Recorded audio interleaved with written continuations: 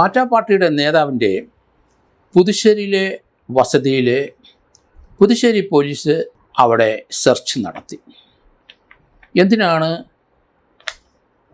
ആ സൗരവ് ദാസ് എന്ന ആളുടെ പുതുശ്ശേരിയിലെ വീട്ടിൽ പോലീസ് എത്തിയെന്ന് മനസ്സിലാവുന്നില്ല.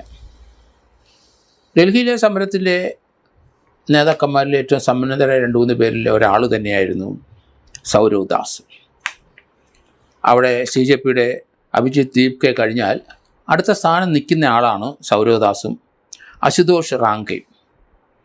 അവർ 3 പേരുമാണ് ഈ സമരം നടത്തിയതും അതോടൊപ്പം തന്നെ കേന്ദ്രമന്ത്രിമാരുമായിട്ടുള്ള ചർച്ച നടത്തിയത് സൗരവ് ദാസും അശുതോഷ് റാങ്കയുമാണ്. അത്ര സമ്പന്നനായ ഒരു നേതാവ് തന്നെയാണ് സൗരവ് ദാസ്.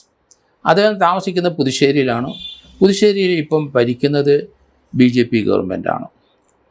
അവിടെ അവരുടെ വീട്ടിൽ ഇന്നലെ പോലീസ് എത്തി വീട്ടുകാരെല്ലാം ചോദ്യം ചെയ്യുന്നു. എന്തിനാണ് ചോദ്യം ചെയ്യുന്നതെന്ന് മനസ്സിലാകുന്നില്ല. ഏതായാലും അശുതോഷ് ദാസ് ആ സമയത്ത് അവിടെ ഉണ്ടായിരുന്നില്ല. എന്തായാലും സൗരവ് ദാസിൻ്റെ വീട്ടിൽ കയറിയത് രാഷ്ട്രീയപരമായി മാത്രം ചിന്തിക്കേണ്ടിയിരിക്കുന്നു. CJPയുടെ ഡൽഹിയിലെ സമരത്തിൻ്റെ അതിനകത്ത് പരിക്കേറ്റ ആൾക്കാർ പലരും ഇന്നും ചികിത്സയിലാണ്. കഴിഞ്ഞ കുറേ ദിവസങ്ങളായി പാർലമെൻറ്റ് സഭകൾ സ്തംഭിച്ച് ഡെയിലി അത് ഓരോ ദിവസം മാറ്റിവെച്ചുകൊണ്ടിരുന്ന കാഴ്ചയെ നമ്മൾ കണ്ടു. സർക്കാർ അന്ന് ഒത്തുതീർപ്പ് വ്യവസ്ഥ അനുസരിച്ച് ചെയ്യാമെന്ന് പറഞ്ഞ കാര്യങ്ങൾ പലതും ചെയ്തിട്ടില്ല, അല്ലെങ്കിൽ ചെയ്യാൻ തടസ്സം വരുന്നു, അല്ലെങ്കിൽ ചെയ്യാൻ സ്ലോ ആകുന്നു. അതുകൊണ്ട് പൊതുവെ ആ ഒത്തുതീർപ്പ് വ്യവസ്ഥ അനുസരിച്ച് കേന്ദ്ര ഗവൺമെൻറ് പ്രവർത്തിക്കുന്നില്ല എന്നുള്ള വാർത്തകളാണ് വെളിയിൽ വരുന്നത്. അതോടൊപ്പം തന്നെ ജാർഖണ്ഡിലെ അവിടുത്തെ പബ്ലിക് സർവീസ് കമ്മീഷനെ അവിടുത്തെ രാജിവെച്ചു പോയ സെക്രട്ടറിയെ പബ്ലിക് സർവീസ് ചെയർമാനെ അറസ്റ്റ് ചെയ്യുകയുണ്ടായി. അവിടെയും കുട്ടികൾ അവിടുത്തെ പരീക്ഷാ തട്ടിപ്പിൽ അതിശക്തമായ സമരം 10-20 ദിവസമായിട്ട് നടത്തിക്കൊണ്ടിരിക്കുകയാണ്. ജാർഖണ്ഡിലെ സമരത്തിന് അവിടെ ഈ പാർട്ടിയുടെ നേതാക്കന്മാർ പിന്തുണ പ്രഖ്യാപിച്ചിട്ടുണ്ട്. അവരിനി അങ്ങോട്ട് നീങ്ങാൻ സാധ്യതയുണ്ട്.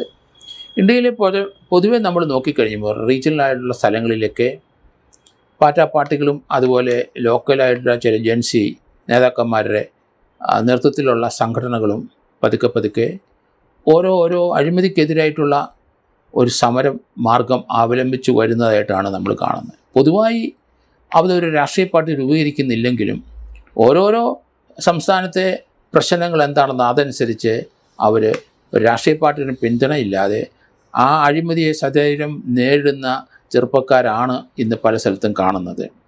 അങ്ങനെ വന്ന ചെറുപ്പക്കാർ തന്നെയായിരുന്നു ഡൽഹിയിൽ ജന്തർ മന്ദിറിലും. പക്ഷേ അതിശക്തമായ ഒരു ഫൈറ്റായിട്ട് അത് മാറുകയും ചെയ്തു. ഇന്ത്യയിലെ രാഷ്ട്രീയ പാർട്ടികൾക്കെല്ലാം വെല്ലുവിളി നടത്തത്തക്ക രീതിയിൽ ആ ഡൽഹി ജന്തർ മന്ദിറിലുള്ള ആ പാർട്ടിയുടെ അണികൾ വളർന്നു കഴിഞ്ഞു എന്നാണ് ഞാൻ മനസ്സിലാക്കുന്നത്.